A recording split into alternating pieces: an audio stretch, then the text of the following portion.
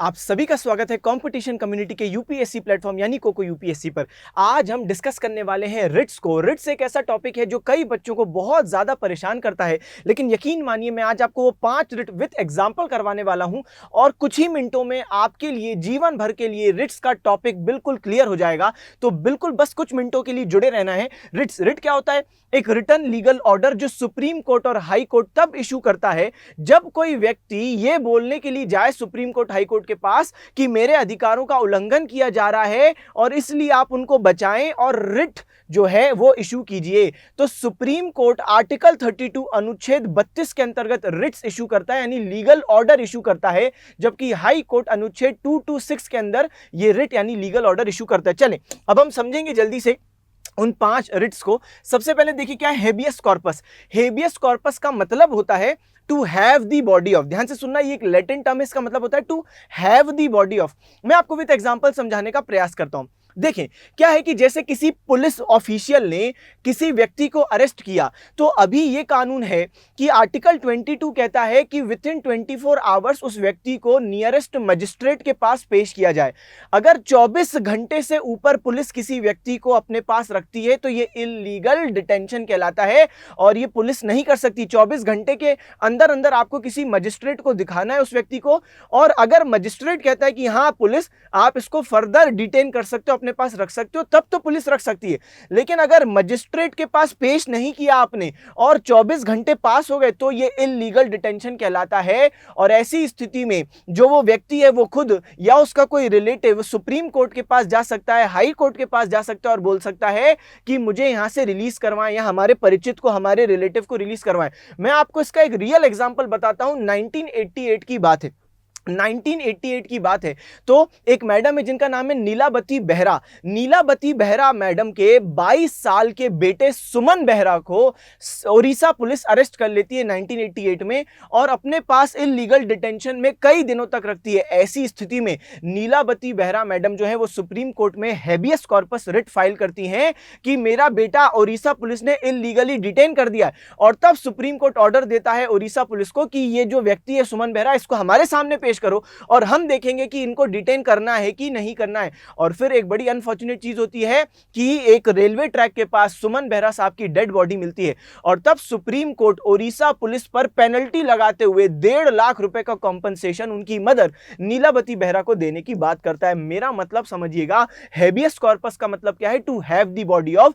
Illegal detention रोकने के लिए सुप्रीम कोर्ट, हाई कोर्ट इस रिट का इस्तेमाल करते हैं उस व्यक्ति को अपने पास लाने के लिए जिसका डिटेंशन किया गया है, और चेक करता है कोर्ट, हायर कोर्ट, कि क्या ये व्यक्ति को सही डिटेन किया है या गलत डिटेन किया। गलत डिटेन किया है तो उसको रिलीज करवा देगा। मैं आपको एक और बात बताऊं, ये प्राइवेट इंडिविजुअल के खिलाफ भी इशू होता है।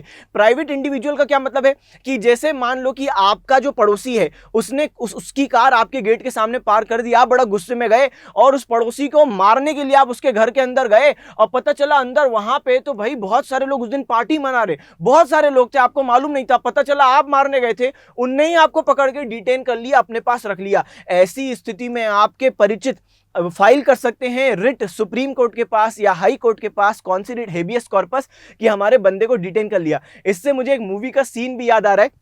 एक पिक्चर आई थी कुछ समय पहले, चुप चुप के, कॉमेडी फिल्म थी, जिसमें जो आपके गुंडिया भाऊ परेश रावल होते हैं, बांडिया होता है और गूंगा बहरा शाहिद कपूर होता है, और वो अपनी नाव लेने जाते हैं, याद कीजिए। तो जब वो नाव लेने गुजरात में जाते हैं तो जैसे ही घर के अंदर घुसते पता चलता है उस दिन एक रेसलिंग पूरा कंपटीशन चल रहा होता है, कुश्ती चल रही होती है अंदर। और तब बांडिया क्या कहता है गुंडिया भाऊ से, अरे बड़ा अच्छा दिन चुना है तुमने नाव वापस लेने का, इसी दिन, यही दिन तुम्हें मिला था, है ना। वो सरकास्टिक वे में कहता है कि यार यही दिन मिला था, यहाँ पे आज वापस मांगने आए हो। और तब वो क्या कहता है ओमपुरी की, अगर तुम लोग अपनी नाव चाहिए तो तुमको कुश्ती का मैच लड़ना पड़ेगा और जीतना पड़ेगा। और याद कीजिए ऐसी स्थिति में फिर ओमपुरी कहता है बांडिया को कि तेरी लड़ाई शीतल से करवाता हूं।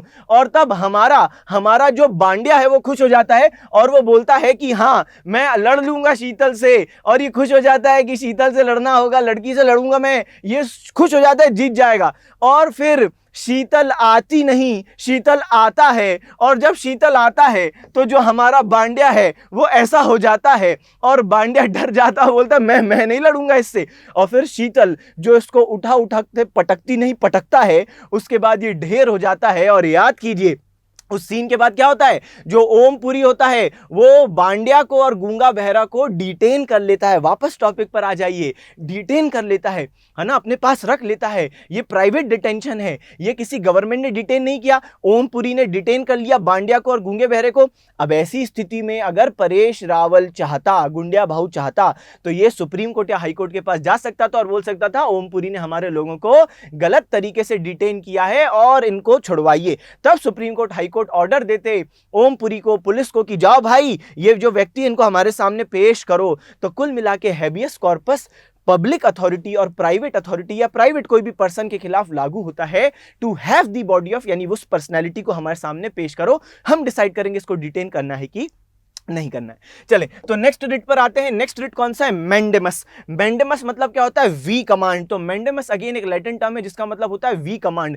तो यहां पर अगर कोई ऐसा व्यक्ति है जिसका कोई अधिकार, मौलिक अधिकार, मान लो फंडामेंटल राइट वायलेट हो रहा है किसी पब्लिक ऑफिशियल के काम ना करने की वजह से, तब supreme court high court order दे सकते हैं कि सुनो पब्लिक ऑफिशियल तुम अपना काम ठीक से करो। जैसे फॉर एग्जाम्पल आर्टिकल 19 के अंतर्गत एक पर्टिकुलर राइट हम लोगों के पास मौजूद है, right to freely practice any profession occupation. तो हम लोग कोई भी व्यवसाय अपनी खुशी से चुन सकते हैं। लेकिन मान लो कि आप कोई व्यवसाय में एंटर करना चाहते थे, लेकिन उसके लिए आपको कुछ लाइसेंस चाहिए, कुछ परमिशन चाहिए, और कोई गवर्नमेंट ऑफिशियल वो आपको परमिशन नहीं लाकर दे रहा है, वो आपसे रिश्वत की मांग कर रहा है, जिसकी वजह से आपका मौलिक अधिकार कोई व्यवसाय प्रैक्टिस करने का, कोई व्यवसाय शुरू करने का वो पूरा नहीं हो पा रहा है, वो अधिकार आपका उल्लंघन हो रहा है। ऐसी स्थिति में आप कोर्ट के पास जा सकते हो और फिर जो कोर्ट है वो ऑर्डर करेगा इस व्यक्ति को, इस ऑफिशियल को कि भाई तुम अपना काम ढंग से करो, है ना, और ये व्यक्ति से कोई ब्राइब नहीं ली जाएगी। क्या कारण है जो तुमने फाइल अटका के रखी है, यानी इसको चिल्लाएंगे। मैं आपको ये भी बता दूं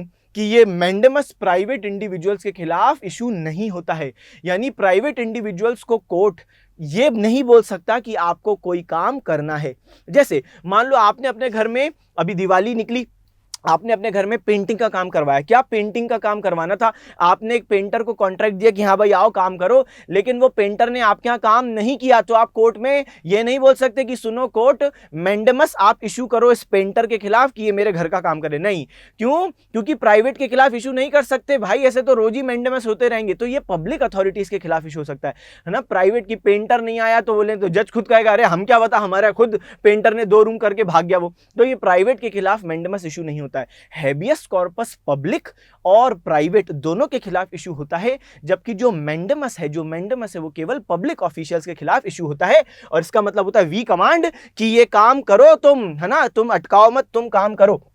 नेक्स्ट बात करें तो नेक्स्ट एक रिट है जिसका नाम है प्रोहिबिशन। नाम से दिख रहा है प्रोहिबिशन मतलब टू फॉरबिड, टू स्टॉप, है ना, कि किसी हायर कोर्ट द्वारा लोअर कोर्ट को बोला गया कि रुक जाइए। कब ये इशू किया जाता है, जब कोई लोअर कोर्ट अपनी अथॉरिटी से बाहर कुछ काम ले ले, उसके अथॉरिटी में वो था ही नहीं या अथॉरिटी में था लेकिन वो उससे ज्यादा बड़ा फैसला सुना दे, कुल मिला के अपनी अथॉरिटी का उल्लंघन करे, अपने क्षेत्र अधिकार से बाहर फैसला दे, तो तब ऐसी स्थिति में हायर कोर्ट लोअर कोर्ट को बोल सकता है कि सुनो लोअर कोर्ट रुक जाओ, ये तुम्हारे क्षेत्र अधिकार में नहीं है, पगले मत बनो।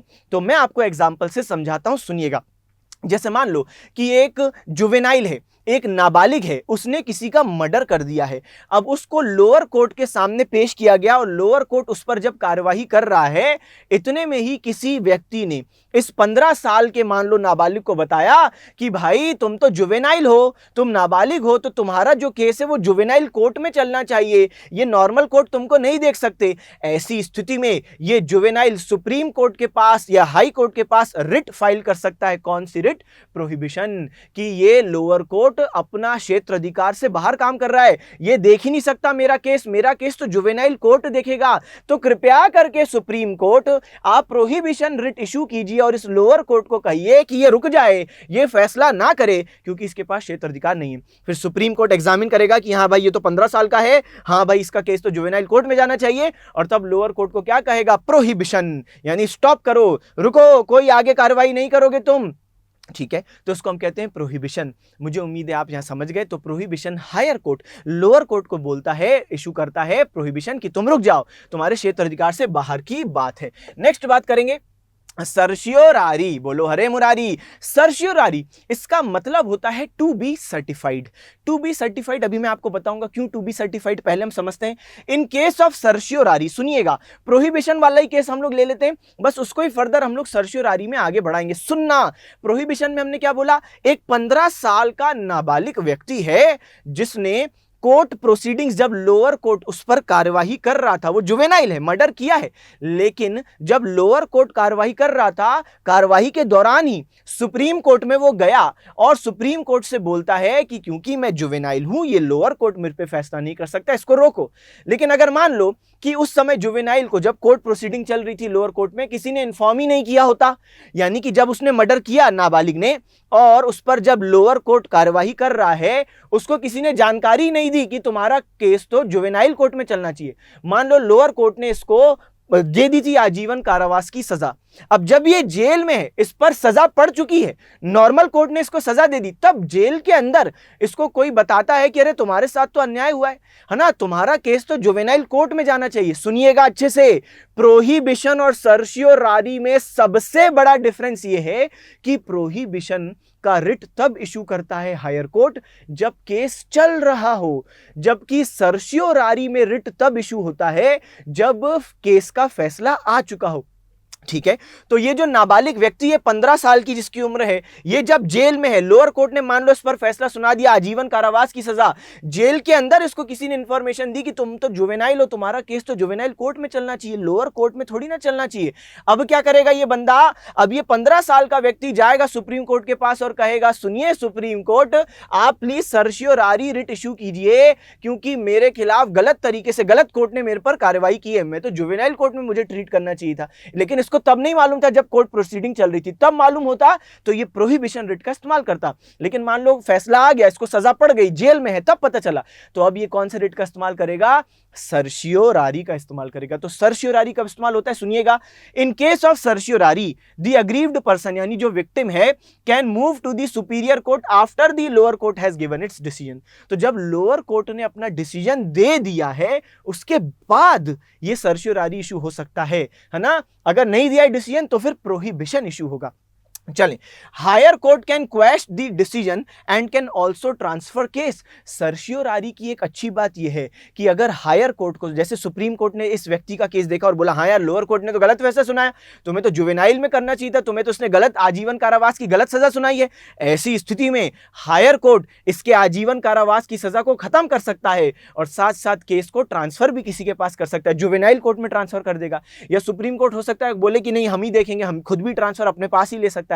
यानी कि जो सर्शियोरारी है उसमें केस का स्टॉप भी करते हैं और साथ साथ मतलब जो रिजल्ट आ गया उसको क्वैश भी करते हैं, रिजल्ट को नल और वॉइड भी करते हैं, प्लस केस सही अथॉरिटी को ट्रांसफर करने का भी अधिकार हायर कोर्ट्स के पास रहता है। देखो आज हमने सबसे पहले बात की, अभी हमारा एक रिट बचा है, सबसे पहले आज हमने क्या बात की, हमने बात की हैबियस कॉर्पस, यानी to have the body of, कि उस बॉडी को हमारे पास पेश करो, हम देखेंगे सही डिटेंशन है कि गलत है। मैंडेमस यानी वी कमांड, तो जब कोर्ट किसी ऑफिशियल को कहता है ये करो, तुम्हारी वजह से किसी का मौलिक अधिकार वायलेट हो रहा है तो करो ये काम, रोको मत, रिश्वत मत लो, फाइल आगे बढ़ाओ।